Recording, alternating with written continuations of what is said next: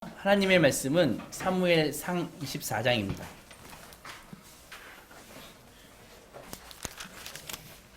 사무엘상 24장 1절에서부터 15절입니다.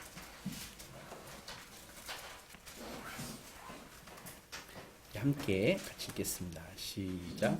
사울이 블레셋 사람을 쫓다가 돌아오매 어떤 사람이 그에게 말하되 보소서 다윗이 엔게디 광야에 있더이다 하니 사울이 온 이스라엘에서 택한 사람 3,000명을 거느리고 다윗과 그의 사람들을 찾으러 들염소 바위로 갈새 길가 양의 우리에 이른즉 굴이 있는지라 사울이 뒤를 들어가니라 다윗과 그의 사람들이 그 굴 깊은 곳에 있더니 다윗의 사람들이 이르되 보소서 여호와께서 당신에게 이르시기를 내가 원수를 내 손에 넘기리니 내 생각에 좋은 대로 그에게 행하라 하시더니 이것이 그날이니이다 하니 다윗이 일어나서 사울의 겉옷자락을 가만히 베니라.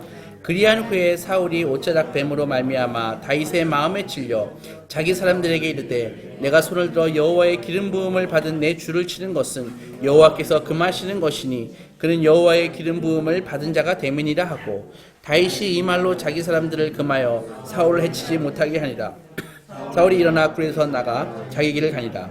그 후에 다윗도 일어나 굴에서 나가 사울의 뒤에서 외쳐 이르되 내 주 왕이여 하매 사울이 돌아보는지라 다윗이 땅에 엎드려 절하고 다윗이 사울에게 이르되 보소서 다윗이 왕을 해하려 한다고 하는 사람들의 말은 왕은 어찌하여 들으시나이까. 오늘 여호와께서 굴에서 왕을 내 손에 넘기신 것을 왕이 아셨을 것이니이다.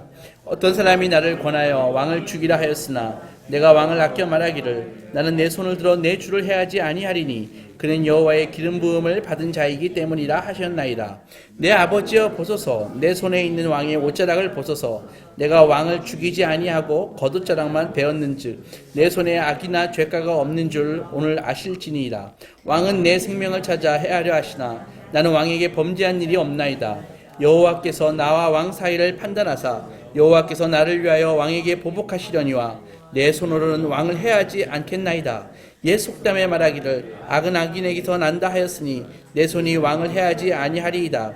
이스라엘 왕이 누구를 따라 나왔으며 누구의 뒤를 쫓나이까. 죽은 개나 벼룩을 쫓음이니이다. 그런즉 여호와께서 재판장이 되어 나와 왕 사이에 심판하사 나의 사정을 살펴 억울함을 풀어주시고 나를 왕의 손에서 건지시기를 원하나이다 하니라. 아멘.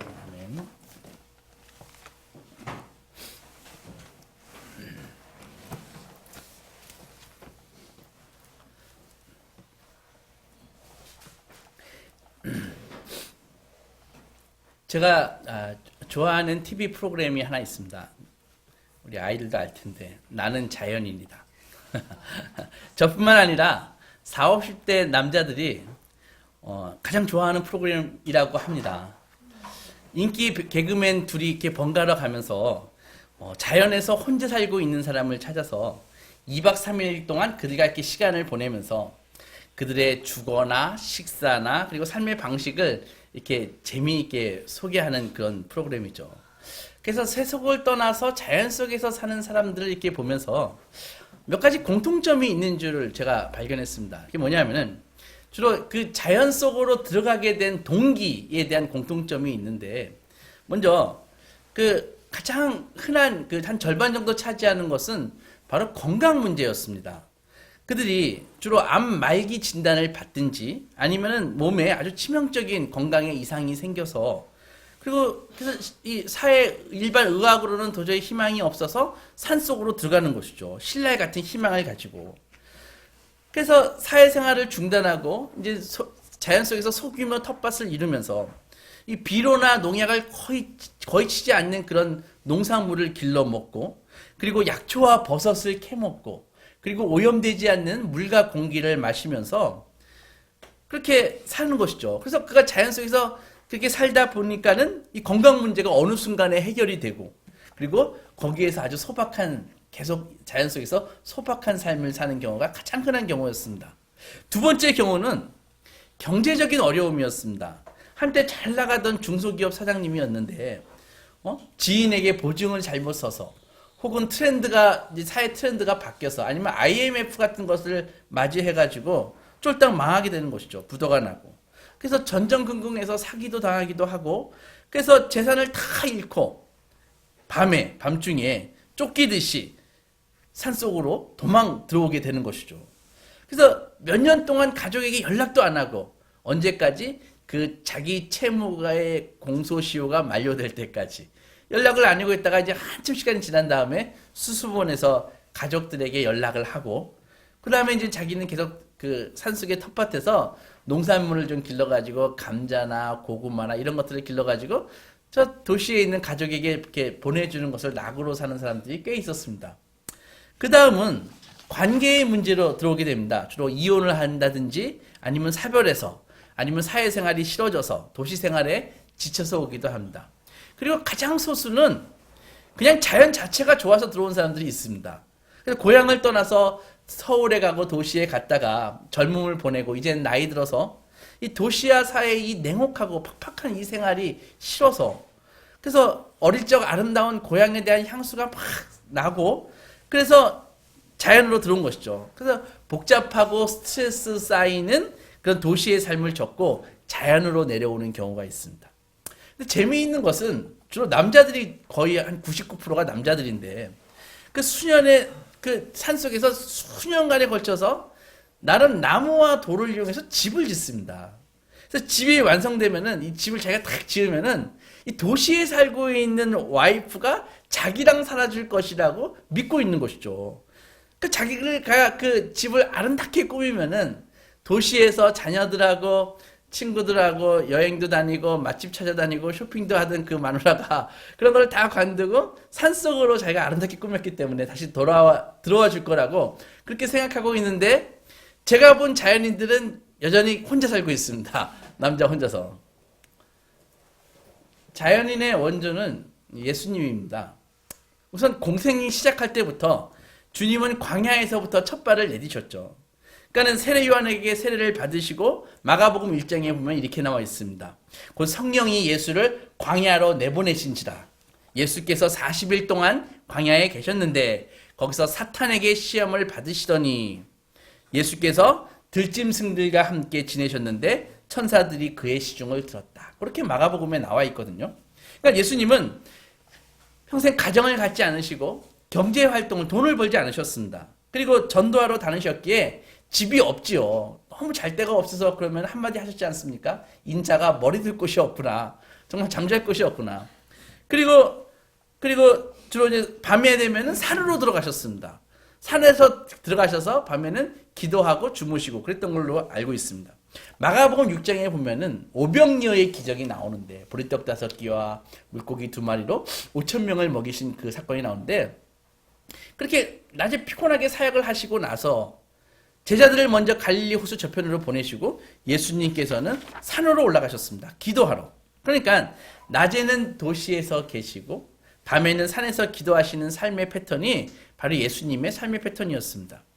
오늘 본문의 이 엔게디 광야는 이 사해 바다의 서쪽에 있는 그런 지역인데 그 요즘 보면은 이 소금물 호수로 되어 있습니다. 그러니까 사해가 큰 소금물 바다고 그 옆에 소금물 호수의 조그만 곳이 이제 엔게디 그런 호수 쪽인데 거기 보면은 아주 조그만데 종려나무 몇 그루가 있고 상점이 있다고 합니다. 음료수를 파는. 그리고 사람들은 한 10대 명이서 거기서 수영을 하는데 말이 수영이지 짜가지고 수영을 할 수가 없습니다. 그냥 떠다니는 거랍니다. 머리 쳐박았다가 막 짜가지고 감당이 안 되니까. 그런 곳입니다. 그래서 그 엔게디 그 호수에서 한 300 몇십 미터 정도 가면은 갑자기 깎아지는 600m 그 절벽이 나오고 그 600m 절벽 위로 올라가면 그 다음서부터는 대평원이 나오는데 거기가 오랫동안 이게 침식작용으로 인해서 막 깎아진 협곡이 나타나고 그리고 그 협곡 중간중간에는 굴이 막 이렇게 있는 것이죠. 그게 지금 있는 엔게디입니다. 근데 그 엔게디 광야에는 정말 세상에서 엔게디 광야처럼 삭막하고 그런 황량한 곳이 없다고 합니다. 거기에 있는 것은 가끔 대머리 독수리, 그리고 불도마뱀, 그리고 하이에나 이런 것들이 가끔 출몰하는 그런 땅이 바로 엔게디 광야라고 얘기하고 있습니다. 광야가 어떤 곳입니까? 무척이나 낯선 곳이죠. 생소하고 이질감이 느끼는 아주 황량한 곳입니다. 그런데도 불구하고 많은 사람들이 그 황량한 곳에 가가지고 광야를 바라보면서 아름답다. 그렇게 느낀다고 합니다. 그 황량한 곳을 보면서요. 광야에 있으면은요, 먼저 감각이 살아난다고 사람들이 얘기를 합니다. 감각이. 그래서 감각이 예민해져가지고 무뎌졌던 시각과 청각과 후각이 막 광야에서 살아나기 시작한다고 합니다. 그리고 여태까지 보지 못했던 더 많은 것을 보게 되고 더 많은 것을 듣게 되고 더 많은 것을 믿게 된다는 것입니다. 어디에서? 광야에서. 이것이 바로 이 전통적인 이 영적인 측면에서 이 광야가 이렇게 중요한 이유입니다. 소음도 없죠. 그리고 사람도 거의 살지 않습니다. 짐승들이 거의 가끔 있지만은 거의 나타나지 않습니다. 그런데 이러한 고독 속에서 광야에 오기 전에 이 지지고 볶던 이 불안정하고 피곤한 삶을 살았던 자신을 광야에서 돌아보기 시작한다는 것이죠. 그리고 이거 광야에서는 이 거룩에 대한 감각이 살아나서 어떤 신성한 존재를 광야 속에서 느낄 수 있다고 합니다. 다윗은요, 광야에서 인생을 시작한 사람도 아닙니다. 그리고 광야에서 인생을 마쳤던 사람도 아닙니다. 그러나 그는 광야에서 대단히 의미 있는 시간을 보냈습니다. 다윗뿐만이 아니라 성경을 읽어보면은 많은 그 하나님을 만났던 사람들이 광야에서 하나님을 주로 만났습니다. 그래서 우리가 이 광야에서 이 시간을 보냈던 이 인물들을 이렇게 살펴보는 것은 굉장히 중요한 의미가 있다는 것이죠. 굉장히 중요한 의미가 있다는 것이죠. 다윗은 말씀드렸지만 스스로 광야에 들어간 것은 아니었습니다. 그는 쫓겨 들어갔습니다. 자신을 죽이려고 하는 그 사울왕의 칼을 피해서 도망친 것이죠. 그래서 다윗이 광야에 들어간 것은 목숨을 부지하기 위해서 광야로 들어간 것이라는 것입니다. 여러분, 광야는 뭔가 정말 정말 큰 매력이 있습니다. 비록 기독교인이 아니더라도 옛날부터 많은 사람들이 광야는 신성한 곳이고 광야에서 묵상을 하면은 삼라만상에 대한 어떤 것을 깨달을 수가 있고 이렇게 막 얘기하는 것을 들어볼 수가 있죠. 그러니까 요즘도 사람들은 이 야생동물을 보호하고 자연을 보호하기 위해서 국립공원을 막 지정해 주잖아요. 국립공원을 지정해 주고 많은 돈을 들여서 그 자연을 보호하는데, 왜냐하면은 인간은 어떤 이렇게 목적을 가지고 개발하는 것도 필요하지만 그렇지 않고 어떤 목적 없이 그냥 그대로 놔두는 것. 그러니까 그대로인 산과 들, 강과 사막이 있는 그대로의 그 장소가 필요하다는 것이죠.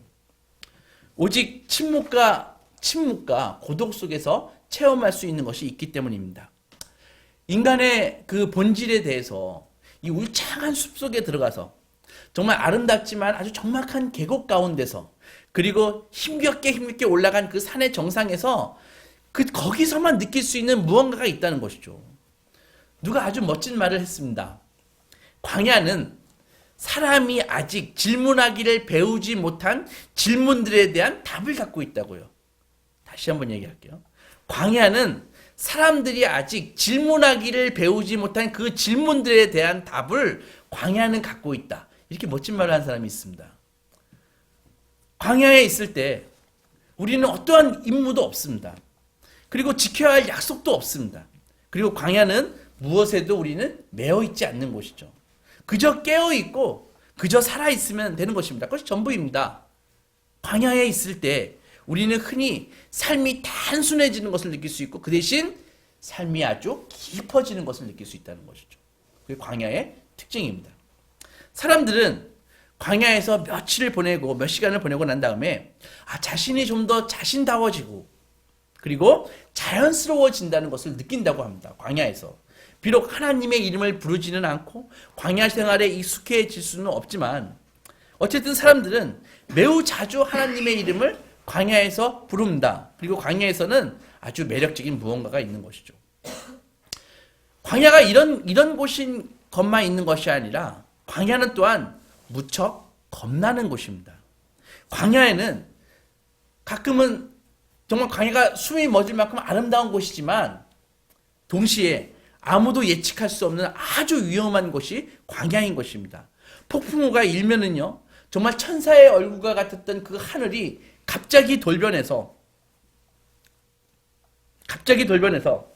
악마의 얼굴로 변합니다. 정말 이 계곡에서 급류 내려온 걸 보신 적이 있으십니까? 정말 모든 것을 다 쓸어버립니다. 멋진 멋있어 보이는 그런 동물들도 어느 순간에 돌변해서 갑자기 야생적인 그런 살인마로 돌변할 수 있는 것이 바로 야생동물인 것입니다. 몇 초 안에 사람의 심장을 먹게 만들 수 있는 그런 맹독을 품은 독사와 전갈이 있는 곳이 광야인 것입니다. 정말 다채로운 빛깔을 발휘하고 정말 즐겁게 우리가 볼 수 있는 그 계곡이지만 막상 그 계곡이나 조그만 작은 호수에라도 빠지게 되면은 사람의 심장은 마비를 일으켜서 그렇게 되는 것이죠. 죽게 되는 것이죠. 광야는 정말 순식간에 사람의 목숨을 빼앗을 수 있는 많은 방법들이 있는 곳이, 그런 위험들이 있는 것이 광야인 것입니다. 또한 어떤 사람들은요, 어떤 광야에 들어가서, 산속에 들어가서 극단적인 선택을 하고 목숨을 끊는 사람들도 많이 있습니다. 많은 강력범죄들이 도시와 가까운 야산에서 벌어지기도 하는 것입니다. 그러니까 광야에서는 이처럼 아름다움은 있지만 때때로 위험하기도 하고, 자연 그대로의 단순성이 있지만은 재난이 있고, 이런 것들이 이 긴장이 막 혼재하는 것이죠. 그래서 보통 사람들은 이 긴장과 스트레스를, 광야에서 있는 긴장과 스트레스를 견딜 수가 없습니다. 그래서 광야에 잠깐 갔다가 바로 나오게 되는 것이죠. 그리고 다시 도시로, 마을로 모여 살게 됩니다. 그래서 우리 집에 보일러와 수도 시설을 갖추고 엘리베이터와 자동차를 타고요. 그리고 대형마트와 경찰서와 소방서가 있는 가까운 곳에서 살지 않습니까? 밤에는 문을 잠그고 비가 오면 우산을 받치고, 그리고 벌집을 지으면은 벌집을 제거하고, 그리고 멧돼지가 내려오면은 죽여버립니다. 그러나 잘 들으세요. 우리가 아무리 이런 문명화된 곳에 살고 있다 할지라도 우리가 갑자기 광야로 내동댕이 쳐지는 일이 발생한다는 것이죠. 이것은 지리적인 광야가 아니라 바로 상황적인 광야입니다. 우리가 그것을 상황적인 광야라고 부르는 것이죠. 한때 우리는 모든 것이 잘 풀렸습니다. 그죠? 우리는 멋진 배우자와, 아주 아름다운 배우자와 결혼했습니다. 가정을 꾸미고 한 분야에서 우리가 전문성을 얻었습니다. 그리고 직업을 갖고 집을 사고요. 좋은 차를 장만했습니다. 그리고 괜찮은 스케줄에 따라서 우리는 하루하루를 살아가고 있습니다. 중요한 책임을 맡아서 때때로 자기 자신을 좀 나타내고 자랑했고 과시했고, 사람들에게 내 이름을 알리면서 때때로 만족감을 얻으면서 그렇게 살고 있었습니다. 그러나 갑자기 뒤통수를 맞고 제정신을 잃을 때가 있습니다. 도무지 이해할 수 없는 일이 우리한테 생기는 것이죠. 우리한테, 나한테, 그리고 나의 가장 소중한 사람들에게 도무지 이해할 수 없는 일이 생기는 것입니다. 격한 감정에 휩쓸려서 정말 전에는 생각지도 않았던 질문들을 우리 안에서 막 쏟아놓게 되는 것입니다. 왜 나에게, 왜 우리 집안에게, why me? 비명으로 시작해서 눈물과 고통의 시간을 보내게 됩니다. 우리의 건강과 가정과 감정과 사고와 친구, 직업에 대해서 아주 갑작스러운 변화가 생깁니다. 정말 감당이 되지 않고 우리는 스스로 어찌해야 될지 모르게 되는 것이죠. 곧 우리는 이 문제들을 해결할 능력이 없다는 것을 깨닫고 더욱더 큰 자괴감에 빠지게 되는 것입니다. 우리는 그렇게 광야로 무력하게 쫓겨나는 것이죠. 결국 우리는 이 상황적 광야가 정말 끔찍하고 겁나고 위험하다는 사실을 받아들일 수밖에 없는 것입니다. 그럼에도 불구하고 광야는 아름다운 곳입니다. 다른 곳에서는 결코 듣고 보고 체험할 수 없는, 오직 광야에서만 듣고 보고 체험할 수 있는 그런 것들이 있기 때문입니다. 처음 광야에 내동댕이 쳐질 때는 우리는 완전히 겁을 먹고 두려워 떨고 있습니다. 하지만 또한 우리는 그럴 때 오히려 눈을 크게 뜨고 있어야 됩니다. 광야는 위험과 죽음에 직면하는 곳이지만 광야를 맞이하는 태도에 따라서 하나님의 위대한 신비의 삶이, 그 인생의 삶의 소중함을 느낄 수 있는 곳이 광야이기도 하기 때문입니다. 광야는요, 그래서 시험의 장소입니다. 테스팅의 장소입니다. 광야는 또한 유혹의 장소입니다. 템프팅의 장소입니다. 광야는 이 야생의 땅이죠. 절대로 광야에서는 길들여질 수 없습니다. 거기에는 문명을 지탱해주는 어떤 일상적이고 합리적인 것들이 존재하지 않습니다. 거기서의 삶은 순전히 생존 자체가 그 삶인 것입니다. 오늘 본문의 다윗의 광야 이야기에서 우리는 한 인간을 만납니다. 정말 인간 같지 않게 미움받고 오히려 한 마리 사냥감처럼 쫓기는 이 젊은이가 증오와 복수의 삶을 살까? 기도의 삶을 살까? 이 두 갈래길에서 결국은 기도를 택하고 기도하는 삶을 택한 한 젊은이를 보게 됩니다. 다윗은 광야에서 기도를 선택하면서 거룩을 연습하고 있는 것입니다. 우리는 보통 지난주에도 말씀드렸듯이 거룩한이라는 게 무슨 하늘에서 아주 내려온, 아주 하늘에서 온 것처럼 아주 착한, 아니면 나 같은 사람이 범접할 수 없는 어떤 선한 것, 이런 것으로 생각하는데 그런 것이 아니라, 핵심은 거룩은 그런 것이 아니라 다윗은 무엇을 하든지 간에 거룩은 하나님과 관계되어 있는 거라 그랬죠. 다윗은 그래서 무엇을 하든지 간에 하나님과 관계를 맺고 있는 삶을 살았습니다. 그가 광야에서 거룩을 경험하고 성소에 머무를 수 있었던 이유는 딱 한 가지밖에 없습니다. 바로 하나님을 구하고 그분과 함께 있었기 때문입니다. 다윗은 하나님과 가까워질수록 더욱더 인간다워졌습니다. 더욱더 다윗다워졌습니다. 그러니까 거룩한 삶은 바로 그런 것입니다.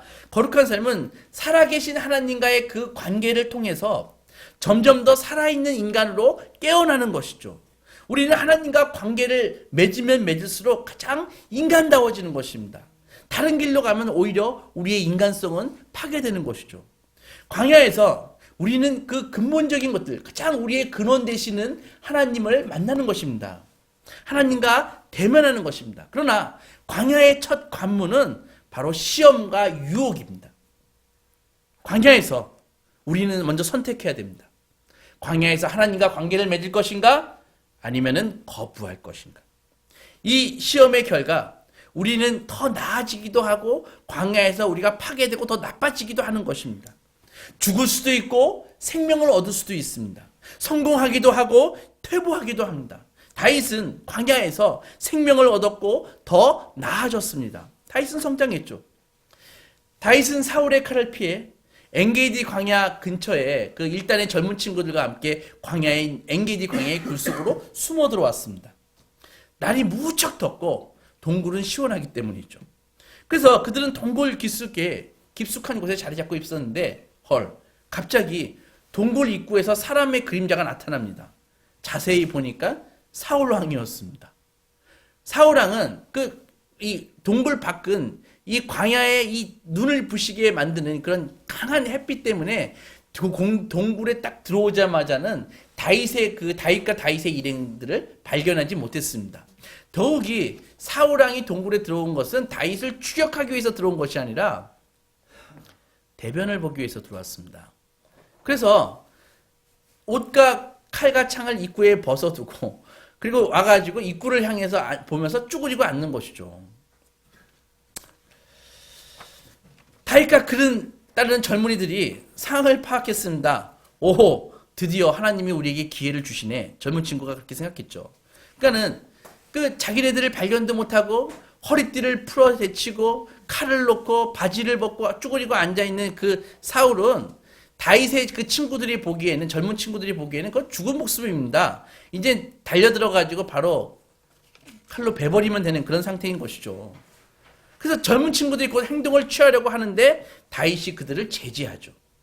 대신 동굴 벽을 탁탁탁탁 짚고 가가지고 사울의 옷을 칼로 팍 일부를 잘라가지고 그것을 갖고 오죠.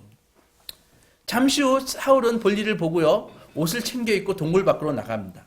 사울이 어느 정도 갔을 무렵, 그래서 계곡을 건너가지고 어느 정도 갔을 무렵에 다윗이 나오죠. 왕이시여, 왕이시여 하면서요. 사울이 놀라가지고 뒤를 돌아보죠.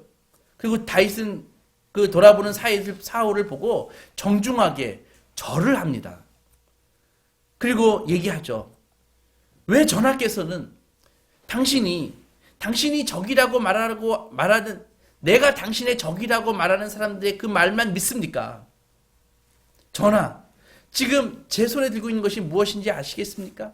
바로 전하의 옷입니다. 저는 좀 전에 전하의 옷을 배웠습니다.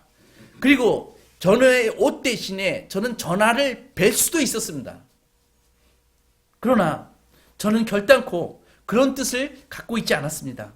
제가 어찌 여호와의 기름 부음 받으신 분을 해야겠습니까? 여기서 생각해 보세요. 다윗은 사울을 여호와의 기름 부음 받은 자라고 얘기를 하거든요. 그러나 과연 그런가요? 이런 상황에서 사울이 여전히 다윗이 섬겨야 할 왕입니까? 기회가 있으면은 주저없이 목을 베버려야 되는 원수 아닌가요? 지금 이 상황에서 다윗이 자기가 죽이지 않으면 자기가 죽임을 당하는 상황에서 어떻게 이해가 갑니까? 그런데 하나님과의 관계를 맺으며 살았던 광야 생활을 통해서 다윗은 거룩함을 알아보고 신성함을 알아볼 수 있는 눈을 갖게 된 것입니다. 다윗은 모든 것과 모든 사람 안에서 하나님의 아름다움과 임재를 바라볼 수 있는 눈을 광야에서 갖게 된 것이죠. 무엇보다도 다윗은 하나님을 경외할 줄 알았습니다. 하나님의 창조 세계를 존중할 줄 알았습니다. 그래서 다윗은 하나님이 기름 부은 그 왕에 대해서 그가 원수로 보이는 것이 아니라 오히려 하나님의 기름 부은 자로, 하나님의 창조물로 보이는 것이죠. 그리고 그에게 경의를 표했습니다. 생각해 보세요. 보기 흉하지 않은가요? 왕자에 앉아 있어야 할 왕이 동굴 안에서 쭈그리고 앉아서 변을 보는데, 그러나 다윗은 그 장면을 보면서도 경의를 표하는 것이죠. 그 장면을 보면서도 생명에 대한 말할 수 없는 그런 존중을 표하는 계기로 삼았습니다. 성경을 읽어보면은 얼마 후에 하길라 산에서 비슷한 상황이 또 한 번 벌어집니다. 사울의 그 진 안에서 사울이 잠들었거든요. 근데 그 하길라 지역에서 다윗과 그의 젊은 친구들이 가가 보니까는 사울이 잠자고 있으니까 다윗이 사울의 창과 물병만 가지고 나옵니다. 그리고 또 얘기하죠. 살려주는 것을 얘기를 하고 있습니다. 죽일 수 있었지만 그렇지 않았죠. 엔게디에서나 하길라에서나 두 경우 모두 광야의 훈련을 받은 다윗의 눈에는 사울이 적이 아니라 하나님의 기름 부음을 받은 종으로 보이는 것이죠. 광야는 다윗에게 모든 곳에서 아름다움을 볼 수 있는 눈을 주었습니다. 시간이 좀 갔지만은 예전에 저랑 참 친하게 지내던 장로님이 있었습니다. 그런데 그 장로님이 교수님이셨는데 휴가를 내가지고 우리가 해외여행을 많이 못 갔으니까 한번 자녀들을 데리고 해외에 한번 나가야겠다. 그래서 아름다운 자연을 보여줘야겠다. 해가지고 자녀들 초등학생, 중학생인 이 형제를 데리고 하와이를 갔습니다. 그 와이키키 해변이 얼마나 아름답습니까? 저는 못 가봤지만. 그래서 얘들아, 저 바다 봐라, 저 파도 봐라, 정말 아름답지 않니? 하니까 아이들이 하는 말이, 아빠, 근데 여기 PC방 어디 있어요? 그렇게 얘기하더라고. 자기는 몇백만 원을 들여가지고 하와이를 데려갔는데 애들은 PC방을 찾더랍니다. 그러니까는 이 아름다움을 볼 수 있는 눈이 없는 거예요. 그렇지 않습니까? 그러니까 그것은 정말 자기가 인생을 살면서 깨닫고 느끼지 않으면 그 눈을 갖기가 어려운 거라고요. 광야를 통해서 광야는 다윗에게 모든 곳에서 아름다움을 볼 수 있는 법을 가르쳐 주었습니다. 광야는 다윗에게 생명의 고귀함을 가르쳐 주는 학교였습니다. 광야 생활을 통해 다윗은 전에는 전혀 기대하지 않았던 그 장소와 사물 안에서 하나님을 알아보는 법을 배웠습니다. 광야의 깊은 아름다움 속에 흠뻑 빠져있던 다윗이기에 이제는 처속한 복수 같은 것은 감히 생각하지 않았습니다. 광야를 통해서 정말 충성심을 배웠고요. 맹세를 깨트린다는 것은 상상조차 할 수 없었습니다. 다윗에게는. 광야를 통해서 정말 하잘것없는 돌멩이 하나 자체도 하나님의 임재를 알아보는, 그 돌멩이 속에서도 하나님의 임재를 알아보는 그런 눈을 갖게 된 것이죠. 광야에 임했던 하나님의 거룩이 다윗의 영혼에 스며들었고 이제 그는 어디에서나 심지어 사울에게서도 거룩을 알아볼 수 있는 사람이 되었습니다. 그래서 사울을 죽인다는 것은 다윗에게는 신성모독인 것입니다. 우리의 몸이 하나님이 거하시는, 성령님이 거하시는 전이다라는 것을 사도 바울이 가르쳐 주기 1000년 전에 다윗은 이미 엔게디 광야에서 원수 사울의 몸에서도 그 심오한 진리를 발견하는 것이죠. 체험한 것이죠. 광야에서 다윗은요, 한 가지를 더 발견합니다. 처음에 거룩을 발견하고 그 다음에 피난처를 발견합니다. 우리는 시편에서 피난처라는 단어가 많이 나옴을 알고 있습니다. 주께 피신하는 사람은 모두 복을 받을 것이다. 주께로 피신하는 사람은 누구나 기뻐한다. 내가 주께 피하였거든. 무려 이 시편에는 37번이나 되는 피난처라고 하는 단어가 나옵니다. 이렇게 다윗이 피난처, refugee, 이 단어의 뜻을,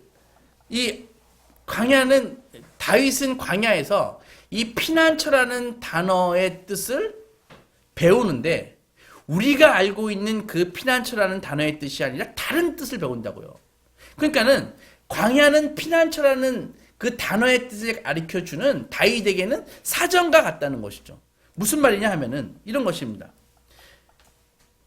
광야에서 피난처라는 단어의 뜻은 우리가 알고 있는 피난처의 뜻이 아닙니다. 사람들은요, 이렇게 피난처에 대해서 알고 있습니다. 피난처는 그냥 우리가 도망가는 장소가 피난처인 것이죠. 하지만은 광야에서의 피난처는 그게 아니라는 것입니다. 처음에는 똑같이 피난처는 도망치는 곳, 도망과 관련된 그런 물리적인 그런 장소, 어떤 심리적인 장소, 이런 것이었는데, 그런 것이 아니라 이제는 그 피난처가 여호와가 되는 것이죠. 여호와만을 지칭하게 되는 것이죠. 그러니까 광야에서의 피난처는 여호와랑 동의어가 되는 것입니다. 즉, 인간이 광야 속에서 위험과 그 위험에 직면할 때마다, 유혹에 직면할 때마다 어떤 사물이나 사물보다도 위에 계신 하나님을 피난처로 선택한다는 의미입니다. 다윗의 기도문에서 피난처는 안전하고 거룩하고 복된 경험을 얘기합니다. 하지만 그는 처음에 피난처로 이끈 것은 그런 안전하고 거룩하고 복된 곳이 아니라 나쁜 경험, 고난이 그를 피난처로 이끌어주는 것이죠. 그래서 처음에는 단순히 목숨을 부지하고자 광야로 갔지만, 고통의 광야에서 어느 순간에 그토록 찾아왔던 생명과 구원을 광야에서 만나게 되는 것이죠. 그래서 그 생명의 이름이 바로 하나님입니다. 그리고 고백하죠. 하나님이 나의 피난처 되십니다. 이렇게 고백합니다. 사랑하는 소망교회 성도 여러분, 우리는 광야와 결코 멀리 떨어져 있는 사람이 아닌 것입니다. 우리가 고통 가운데 광야로 쫓겨와 처음에 무엇을 느끼고 행하고 기도하든지 간에, 생각하든지 간에, 그것은 우리를 하나님께로 인도해주는 길이 될 수 있다는 것이죠. 때때로 하나님께 바로 가기도 하고 먼 길을 돌아서 가기도 하는 것입니다. 하지만 우리는 궁극적으로 이 광야에서 하나님을 만난 것입니다. 처음부터 하나님에게서 출발하는 경우는 없고, 우리는 먼 길을 돌기도 하고 빠른 길로 만나기도 하지만, 우리는 언제든 광야에서 하나님을 만나게 된다는 것이죠. 광야로의 출발점은 거룩한 일은 아닙니다. 모두 피부에 와 닿는 고통스러운 일뿐이죠. 광야로 출발한 이유가 우리 집안이 깨어졌기 때문에, 성격 차이로 같이 살기 어려운 배우자 때문에, 또 게으르고 고집센 아이들 때문에, 어려운 사업 환경과 건강의 위기 때문에 우리는 이런 엔게디 광야로 쫓겨나 살아남고자 발버둥 치면서 광야의 삶을 시작합니다. 그러나 자기도 모르는 사이에 거기에서 어느덧 하나님의 광야에서 희열을 맛보게 되는 것이죠. 그러니까 광야 자체는 무대에 불과합니다. 생각해 보세요. 사울과 다윗 둘 다 광야에 있었습니다. 하지만 사울이 있던 광야는 같은 물리적인 장소임에도 불구하고 그는 어땠습니까? 다윗을 잡을 생각에 골똘해 있는, 그리고 오직 살인하고자 하는 그런 의기로 충천한 그런 곳이 사울의 광야였습니다. 하지만 다윗의 광야는 그렇지 않았습니다. 무엇이 이와 같은 차이를 만들었을까요? 잊지 마십시오. 광야 자체는 위험한 곳입니다. 잔인한 곳입니다. 그러나 광야에서 우리가 만약에 기도를 만난다면 우리는 다윗처럼 변할 수 있는 것이죠. 다윗의 광야는 빈 공간이 아니었습니다. 다윗은 하나님께 달려가서 하나님을 피난처로 삼는 기도를 하고 경이로움에 눈을 크게 뜨고 그 영광을 받아들이고 한결같은 사랑과 약속을 지키시는 그런 신실하신 하나님을 만나는 장소가 다윗의 광야였습니다. 광야를 절대로 호락호락 여겨서는 안 됩니다. 왜냐하면 그것은 위험한 곳이기 때문입니다. 그러나 광야를 회피할 필요도 없습니다. 왜냐하면 그것은 그분과 함께라면 참으로 경이로운 기적을 만날 수 있는 곳이 광야이기 때문입니다. 히브리어로 광야는 미드바르라고 합니다. 미드바르. 그리고 그것의 어원은 나바르, 말씀이라는 것에서 나온 것입니다. 그러니까 광야의 그 미드바르 히브리어는 나바르라고 하는 히브리어 말씀이라는 뜻의 어원을 같이 한다는 것이죠. 그래서 비록 광야는 기도를 통해서 말씀과 만나는 것이 광야라는 것이죠. 광야는 없는 것입니다. 결핍의 장소입니다. 빼기의 장소입니다. 하지만 동시에 우리가 기도를 통해서 하나님을 만난다면 하나님의 말씀으로 충만히 채워지는 곳이 광야라는 것이죠. 그래서 그렇게 되면 단순한 회복을 넘어서 엄청난 성장과 성숙을 이루는 곳이 광야인 것입니다. 여러분, 이 광야의 영성을 준비하셔서 광야 같은 삶에서 승리하는 소망의 자녀들이 되시기 주의 이름으로 축원합니다. 네, 기도하겠습니다.